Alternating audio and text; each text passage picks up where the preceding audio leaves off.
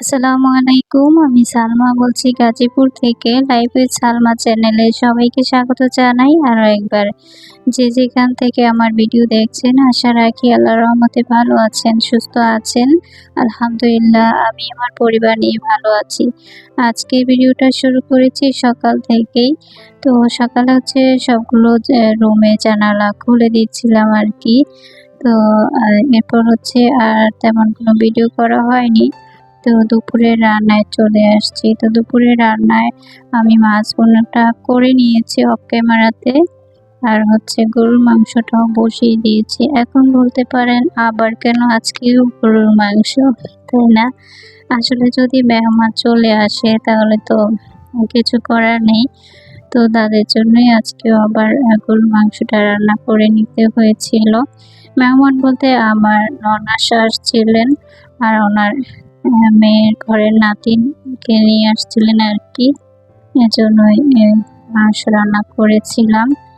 তেমন কোনো আয়োজন করিনি। আর ভাজি করা হয়েছিল সকালে। তো ওনাকে জিজ্ঞাসা করেছিলাম যে পোলাও করব কিনা? উনি বললেন যে না, পোলাও রান্না করার দরকার নেই, ভাত রান্না করো। তো আমি ভাতটাই রান্না করে দিয়েছিলাম আর খাবারটা টেবিলে পরিবেশন করে দিয়েছিলাম। ওনার আসার কথা ছিল শুক্রবারে, তো ব্যস্ততার কারণে আরকি আসতে পারেনি। এজন্য রবিবার দিন এসেছিল। তবে আবার সন্ধ্যার পরে চলে গিয়েছিলেন আরকি। যাই হোক, আর ওদিকে আমার মেয়ে হাতে মেহেদি পড়ছিল। যখন আরকি আন্টিকে পেয়েছে তখন আর মেহেদিটা পরে নিয়েছে। বলছিল যে সময় কাটছে না, দাও হাতে মেহেদি দিয়ে দেই। যাই হোক, এরপর এটা বিকালের ভিডিও আরকি। তো আলু পাকোড়া তৈরি করার জন্য আলুগুলো ছিলে নিয়েছিলাম। তারপর আলুগুলো অফ ক্যামেরাতেই গ্রেট করে নিয়েছিলাম। এরপর আলু কিছুক্ষণ পানিতে ভিজিয়ে ভালো করে ধুয়ে নিচ্ছিলাম। আলুটা না কিছুক্ষণ রেখে দিয়েছিলাম এমনিতেই। পরে দেখি একটুটা কালচে হয়ে গিয়েছে। তবে পাকোড়া তৈরি করার পর আরকি তেমন একটা খারাপ লাগেনি। যারা ভিডিও দেখতে দেখতে এ পর্যন্ত চলে এসেছেন, লাইক দিতে ভুলে গিয়েছেন, প্লিজ একটি লাইক দিবেন। যদি কেউ নতুন হয়ে থাকেন চ্যানেলটি সাবস্ক্রাইব করে পাশে থেকে যেতে পারেন। অল অপশন ক্লিক করে রাখবেন, এতে করে আপনার কাছে নোটিফিকেশন পৌঁছে যাবে আমি ভিডিও ছাড়ার সাথে সাথে। আর যারা এই কাজটা করে দিয়েছেন তাদেরকে জানাই অসংখ্য ধন্যবাদ।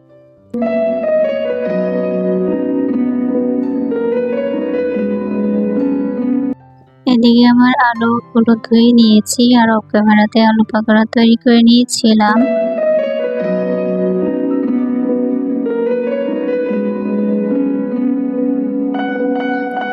আর এটা অন্য দিনের একটা ভিডিও আরকি। তো বেডশিটটা চেঞ্জ করে নিয়েছি আগের। আর এখন এই বেডশিটটা আমি দিয়ে দিচ্ছি। লাল বেডশিটটা আমি অনেকদিন হয়েছে ভাঁজ করে রেখে দিয়েছি। আর ভাঁজ থেকে একদমও খুলতে চাচ্ছিল না আরকি। তাই বারবার করতে হয়েছে। তো অনেকটা সময় লেগেছে বেডশিটটা আরকি বিছানায় দিতে। যেহেতু অনেকদিন পরে বেডশিটটা বিছানায় দিয়েছি, তখন না অনেক বেশি ভালো লাগছিল। একদম নতুনের মতোই মনে হচ্ছিল। অন্যরকম একটা লুক ফুটে উঠেছিল আরকি। তো যাই হোক, আমি বিছানাটা গুছিয়ে নিয়ে তারপর ওয়াশিং মেশিনে কিছু কাপড় দিয়ে দিয়েছিলাম। আর আমাদের গৃহিণীদের তো সংসারে কাজের অভাব নেই। প্রতিদিন রান্নাবান্না ঘর গোছানো তো থাকেই। তার সাথে আমরা গৃহিণীরা খুঁজে বেড়াই কোন কাজটা আজকে করব, কোন জায়গাটা পরিষ্কার করব। তো সেটাই করেছিলাম ভিডিওর শেষে। আর সেই কাজটাও রয়েছে। তো আসলে কাজ রেখে বা কাজ করতে হবে সেটা রেখে কিন্তু আমরা বসে থাকতে পারি না। মনে হয় যে এই কাজটা আজকে করে নিলে ভালো হবে। তো এই তো ওয়াশিং মেশিনের কাপড় ধোয়া হয়ে গিয়েছিল। তো আমি কাপড়গুলো বের করে নিচ্ছিলাম। মেশিনে হতে আমার অনেকটাই সুবিধা হয়েছে। কাপড় কাচার যে একটা ঝামেলা বা যে লং একটা সময় চলে যেত সেটা আর হয় না। তো মেশিনে কাপড়টা সুন্দর মতো ধোয়া হয়ে যায়। কিন্তু কঠিন যে দাগ সেটা কিন্তু মেশিন দূর করতে পারে না। সেজন্য দাগটা আগে একটু হালকা ঘষে তুলে নিতে হয়। আমি যখন আমার হাজব্যান্ডের শার্টগুলো দেই মেশিনে, তার আগে একটু শার্টের কলারগুলো সাবান দিয়ে আগে ঘষে নিই, তারপরে মেশিনে দিই, এতে করে পরিষ্কার হয়ে যায়। আর মেশিন তো কঠিন দাগ দূর করতে পারে না, হাতে কাছা যে একটা পরিষ্কার সেটা কিন্তু মেশিন করতে পারে না। তারপর আলহামদুলিল্লাহ সময় বাঁচে আর সুবিধাও রয়েছে। যারা ওয়াশিং মেশিন কিনবেন ভাবছেন, এটা মাথায় রেখেই কিনতে হবে। যদি কাপড় ধোয়ার পর আপনি দেখেন যে দাগগুলো যায়নি, তখন মন খারাপ হবে। কঠিন দাগগুলো একটু হাতে ঘষে নিলেই হয়ে যায় আর কি। যাই হোক, অনেক মূল্যবান পরামর্শ দিলাম। আর এখন হচ্ছে কাপড়গুলো আমি ব্যালকনিতে নেড়ে দিচ্ছি। অনেকটাই শুকিয়ে আসে আর কিছুটা বারান্দায় দিলেই বাকিটা আর কি শুকিয়ে যায়।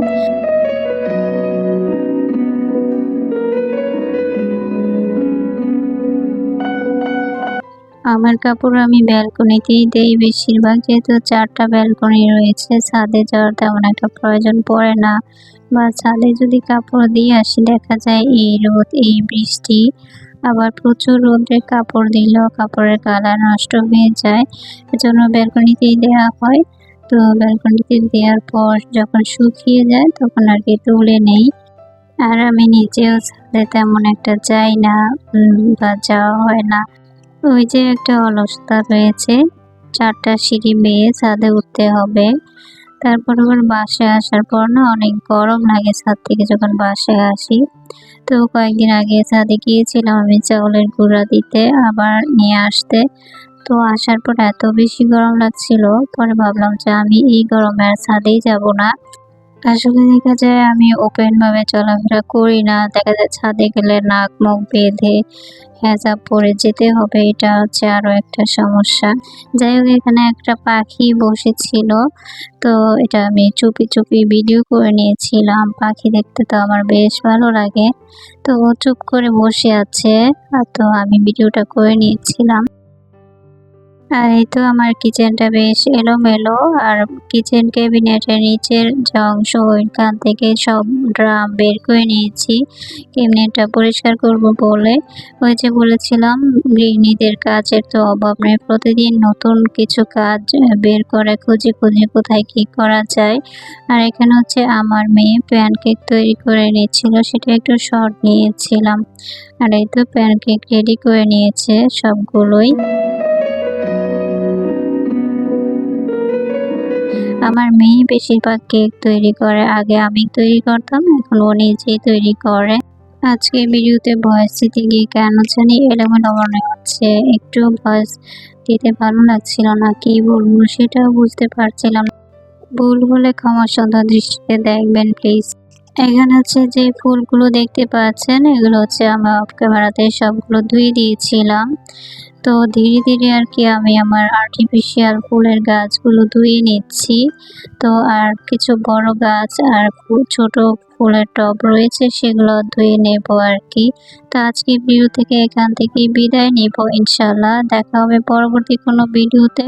পরবর্তী ভিডিও দেখার আমন্ত্রণ জানিয়ে আজকের মতো বিদায়। তো সবাই সবার পাশে থাকবেন, সবাইকে সাপোর্ট করবেন, সবাই সমানভাবে এগিয়ে যাবেন। আল্লাহ হাফেজ, আসসালামু আলাইকুম।